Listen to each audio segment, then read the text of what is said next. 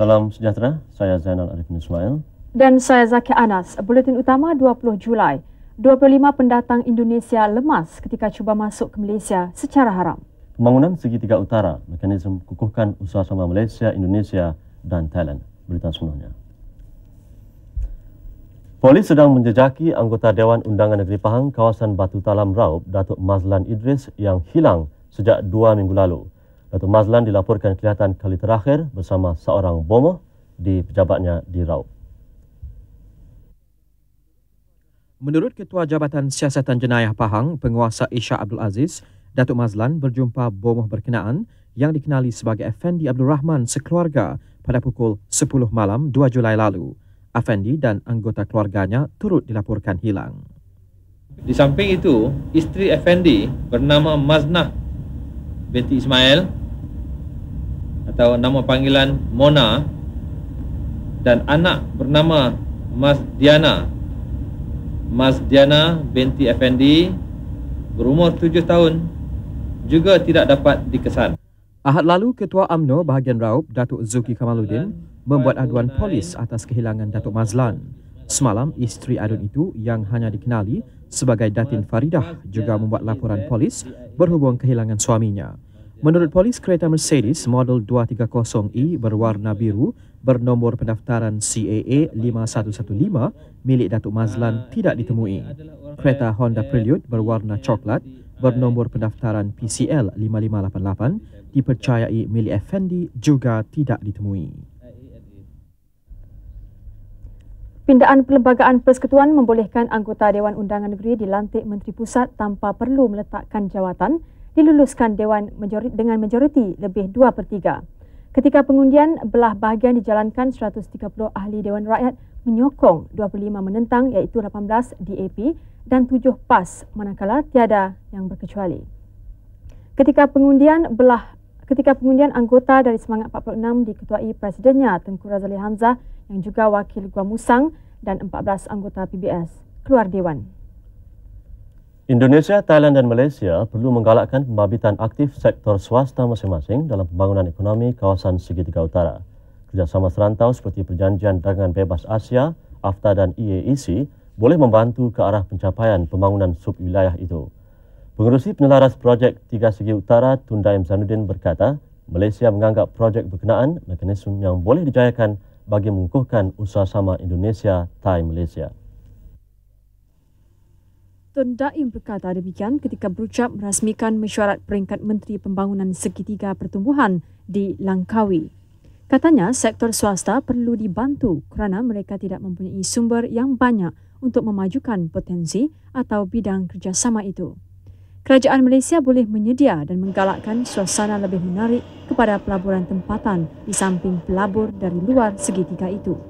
Beliau yakin kawasan segitiga Sumatera, Utara Semenanjung Malaysia dan Selatan Thai boleh membangun sebagai satu kumpulan sub-ekonomi yang kuat dan berpotensi berdasarkan sokongan yang diberi kerajaan masing-masing. Sementara itu, Timbalan Perdana Menteri Thai Dr. Supachai Panich-Pakdi berkata pembangunan segitiga pertumbuhan itu sepatutnya sudah lama diwujudkan. Beliau menggesa ketiga-tiga kerajaan mengkaji semula dan melonggarkan peraturan birokrasi yang ketat untuk menjayakan projek tiga segi itu. Menteri Koordinator Industri dan Perdagangan Indonesia, Hartarto, pula berkata arah kerjasama ASEAN perlu dibangunkan ke satu titik dan kerjasama ekonomi antara perkara penting. Persidangan 2 hari itu berakhir hari ini. Petang tadi, mesyuarat peringkat menteri mengenai projek pembangunan Tiga Segi Utara bersetuju kerajaan ketiga-tiga negara perlu mula menubuhkan Majlis Perdagangan Bersama. Majlis itu akan menentukan sektor sesuai untuk diterokai sektor awam di samping menyediakan kemudahan yang diperlukan. Mesyuarat juga bersetuju jawatan kuasa kerja bersama dibentuk untuk meneliti perkembangan kajian yang akan dijalankan. Sementara menanti keputusan kajian, wakil tiga negara iaitu Timbalan Perdana Menteri Thai, Supachai Panich-Pakdi, Menteri Koordinasi Industri dan Perdagangan Indonesia, Hartarto, serta Menteri Koordinasi Projek Tiga Segi, Tun Daim Zainuddin mencapai kata sepakat meneruskan rancangan yang perlu dilaksanakan segera. Ketiga negara juga bersetuju pembabitan sektor swasta perlu untuk menjayakan perkembangan segitiga itu. Ketiga wakil kemudian menandatangani minit mesyuarat dan persetujuan yang dicapai. 25 pendatang Indonesia disahkan lemas setelah dipaksa berenang ke pantai dari sebuah bot tidak jauh dari pantai Morib, Selangor. Sehingga 5 petang tadi, 7 mayat lelaki, 16 wanita, seorang kanak-kanak perempuan dan seorang lelaki ditemui terdampar di sepanjang 3 km pantai berkenaan. Lokman Hamidi melaporkan. Dalam kejadian itu, 46 pendatang selamat iaitu 17 perempuan dan 29 lelaki berusia di antara 17 dan 14 tahun kini ditahan di Balai Polis Daerah Banting. Setakat ini tidak diketahui jumlah sebenar penumpang dalam bot berkenaan, jumlah yang mati, yang hilang dan mereka yang selamat. Bagaimanapun, operasi mencari diteruskan dengan bantuan polis hutan menggunakan 3 bot polis marin dan 2 bot jabatan laut. Oleh kerana rumah mayat di Hospital Daerah Banting ini tidak dapat menampung kesemua mayat yang ditemui, sebahagian darinya dihantar ke Hospital Besar Tunku Aman Rahimah, Kelang. Menurut polis, mangsa adalah sebahagian daripada sekumpulan rakyat Indonesia yang ditinggalkan oleh bot bara damai yang mereka naiki dari Dumai, Indonesia. Apabila bot terbabit tiba di beting kira-kira 300 meter dari pantai, penumpangnya diarah oleh tekong supaya berenang ke pantai manakala bot berkenaan berpatah balik. Kejadian berlaku pukul 4.30 pagi ketika laut sedang pasang. Mayat pertama dijumpai kira-kira pukul 6 pagi. 2 mayat ada dijumpai di balik Kok Bakau dan lagi 4 mayat di tengah laut lah, tersangkut pada jaring. Memang sahlah nampak mayat tu bergelimpang. Macam mana tak nampak keadaan mayat? Keadaan mayat tu sungguh sedih lah, pilu kan, sebab ada kanak-kanak semua, kebanyakannya wanita. Jadi rasa tak tahu nak cakap, menitiskan air mata menengok kanak-kanak yang jadi mangsa tu kan dalam keadaan dia merengkuk, dan wanita tu macam yalah, dia tak dapat nak bayangkan lah, sedih. Gerakan mencari ditangguhkan sejak tadi dan disambung esok. Pihak polis percaya lebih ramai lagi mayat akan ditemui esok pagi setelah air surut. Lokman Hamidi melaporkan untuk Buletin Utama. Baru-baru ini, Zakiah, peneroka Felda Sungai Buaya Rawang Selangor menjadi jutawan apabila tanah mereka dimajukan sebagai kawasan perumahan dan industri. Dan hari ini, Zainal, Timbalan Menteri Pembangunan Luar Bandar Encik Yassin Kamari mengumumkan banyak lagi kawasan Felda yang akan dimajukan sebagai tapak perindustrian. Ya, Zakiah, antaranya rancangan Felda Cahaya Baru di Johor dan di Negeri Sembilan, selain di Kuala Selangor, Hulu Selangor dan Sabak Benam, semuanya hampir 15,000 hektar. Itulah untungnya jadi peneroka, ya. Laporan dalam negeri seterusnya sekembali nanti. Akta pembahagian harta akan dipindah. Tujuannya memastikan keadilan dalam pembahagian harta bagi keluarga dan pasangan bukan Islam. Dengan pindaan itu, masalah pembahagian harta bagi keluarga bukan Islam di negara ini dijangka dapat diatasi.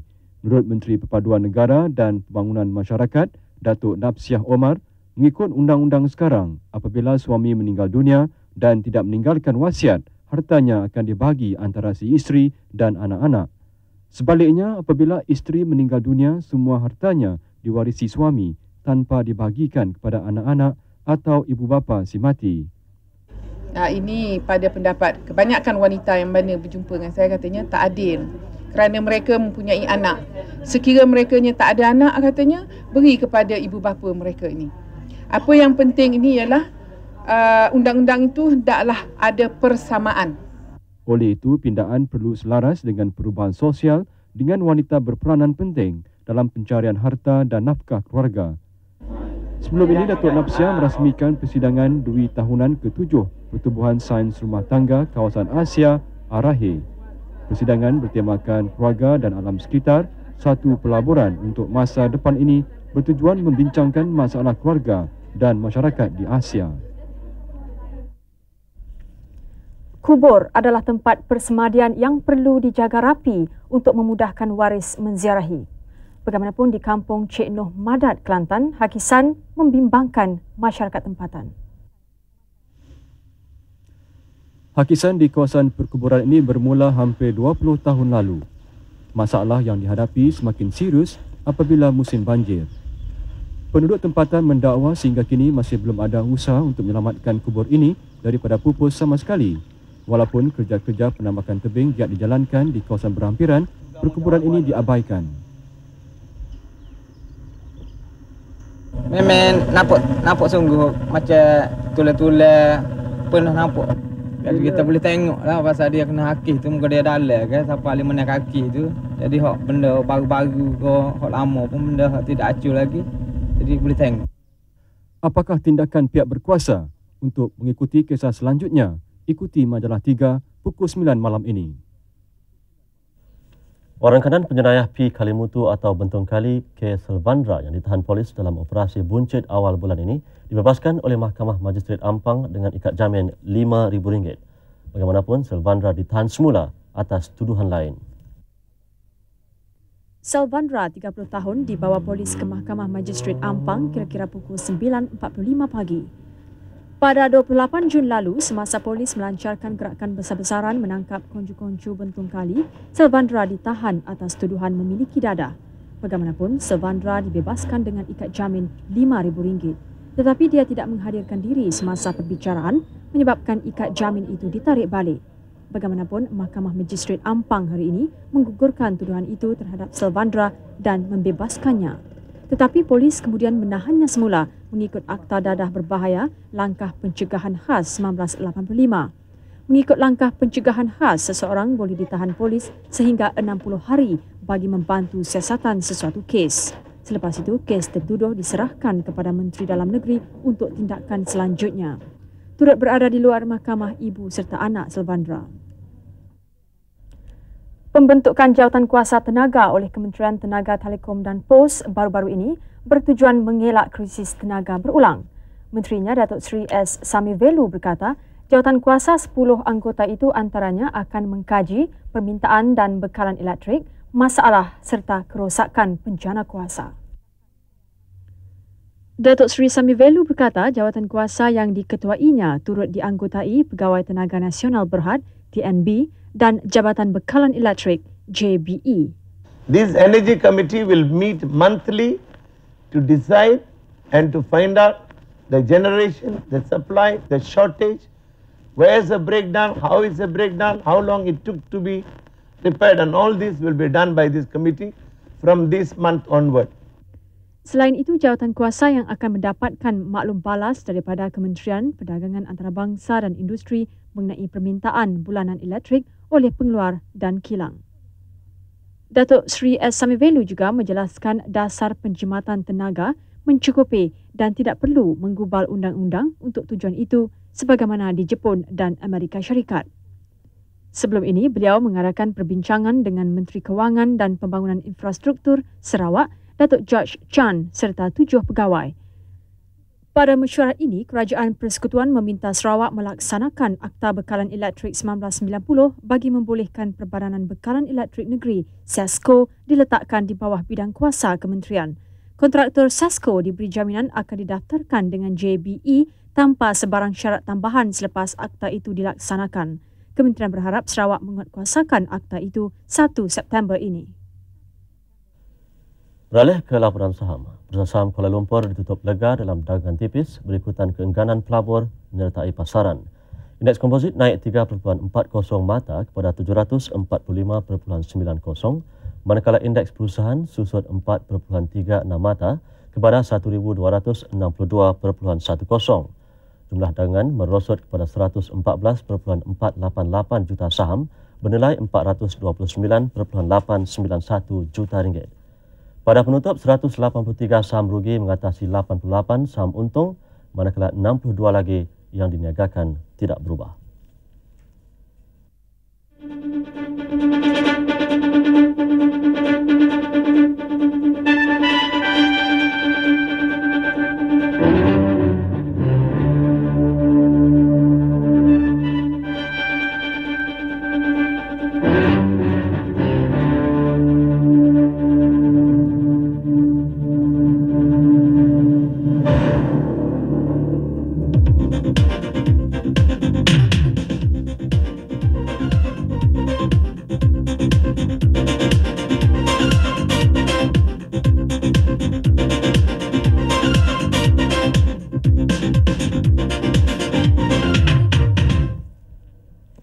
Di pasaran kewangan, ringgit ditutup rendah berbanding dolar Amerika dalam dagangan tipis.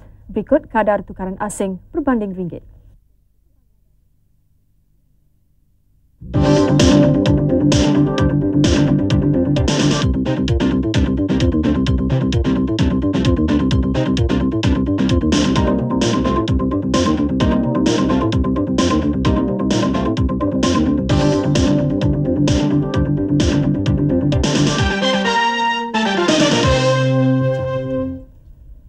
Laporan luar negara selepas ini antaranya perkembangan politik di Jepun dan pembunuhan di Afrika Selatan.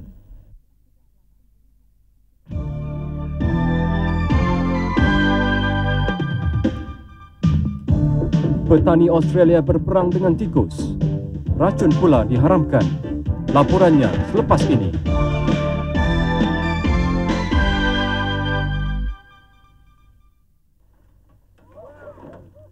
Petani menghadapi masalah memusnahkan musuh mereka ini kerana penggunaan racun strychnine hanya dibenarkan selatan Australia, tidak di Victoria. Sehubungan dengan itu, petani dari Victoria mengadakan perjumpaan dengan wakil Jabatan Perindustrian Utama bagi memaksa kerajaan membenarkan penggunaan strychnine. Bagaimanapun, sebelum racun jenis itu dibenarkan penggunaannya, petani Victoria terpaksa menggunakan kaedah tradisional iaitu perangkap yang diubah suai. Keadaan ini tentunya kurang berkesan berbanding strychnine yang dikatakan boleh membunuh seekor tikus dalam beberapa minit sahaja. Kita tinjau ramalan cuaca esok. Pagi cuaca cerah di seluruh Semenanjung dan Sarawak. Sabah hujan diikuti ribut petir di bahagian pedalaman dan pantai barat.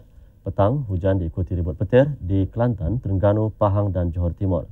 Cuaca yang sama di Kudat, Sandakan, kawasan pantai Sabah dan juga Sarawak. Berikut cuaca beberapa bandaraya dunia.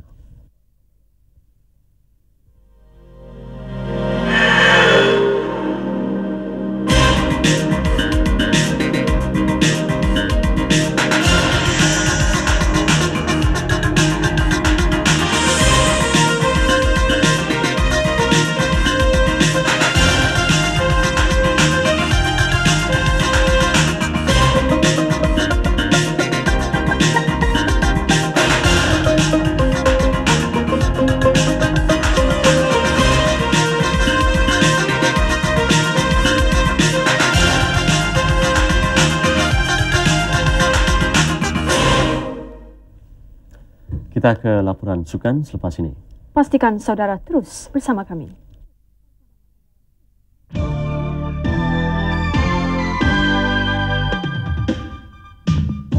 Aksi tenis selepas ini, perlawanan suku akhir Piala Davis. Teruskan bersama Buletin Utama.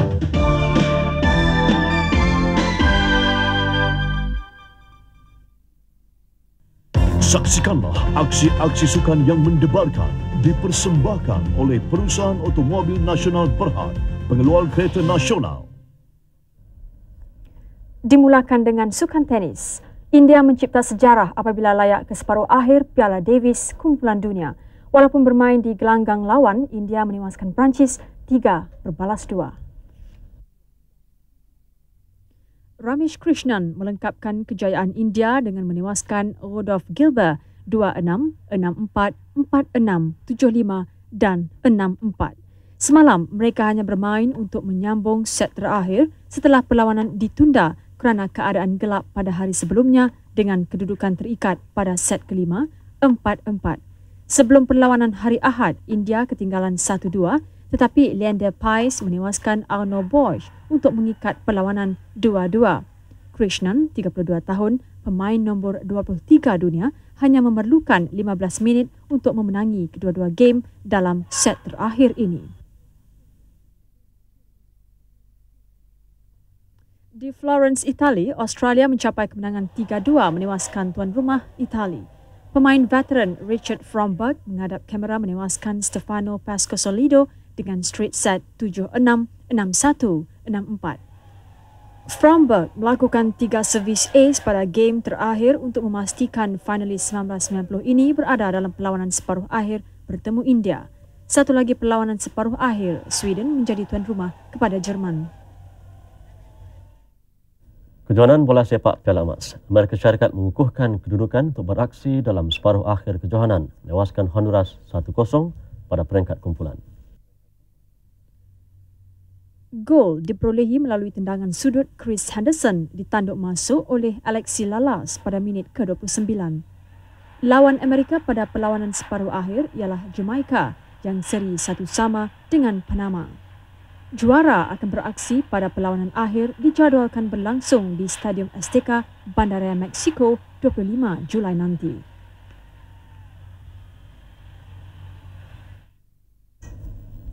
Saudara, dengan itu sekian buletin utama. Untuk laporan sukan selanjutnya ikuti buletin sukan pukul 10.35 malam nanti.